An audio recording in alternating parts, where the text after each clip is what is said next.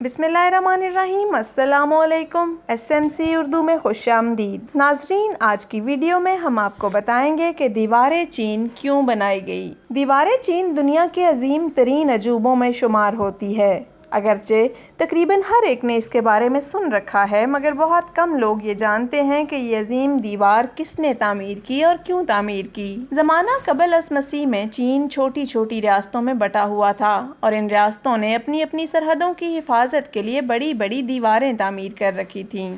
जब कुन सल्तनत के दौर में छोटी छोटी रियासतों को मिलाकर मुत्तहिदा सल्तनत चीन की बुनियाद रखी गई, तो शहनशाह कुन शी योंग ने मुख्तलिफ इलाकों की सरहदों को मिलाकर एक बड़ी और अजीमुशान दीवार बनाने का काम शुरू करवाया। इब्तदाई तौर पर कुन, याओ और यान सल्तनत की दीवारों को मिलाकर एक बड़ी दीवार बनाई गई जो कि 5000 किलोमीटर तवील थी।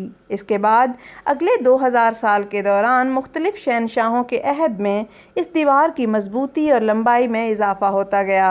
आज नजर आने वाली दीवार चीन का बड़ा हिस्सा मिंग सल्तनत में तामीर किया गया। अगरचे कदीम दौर में इस दीवार का मकसद चीन को सल्तनत मंगोलिया के हमलों से बचाना था, लेकिन बाद में इस दीवार ने एक मशहूर तरीन सियाहती मकाम की हैसियत इख्तियार कर ली और आज भी लाखों सयाह हर साल इसे देखने के लिए चीन का रुख करते हैं। कैसी लगी हमारी आज की वीडियो, कमेंट सेक्शन में बताना मत भूलिएगा। वीडियो पसंद आई हो तो इस वीडियो को लाइक करना मत भूलिएगा। हमारे चैनल SMC उर्दू को सब्सक्राइब कीजिए, बेल आइकन को ज़रूर प्रेस कीजिए और कमेंट सेक्शन में अपनी राय का इजहार ज़रूर कीजिएगा। आपका बहुत शुक्रिया।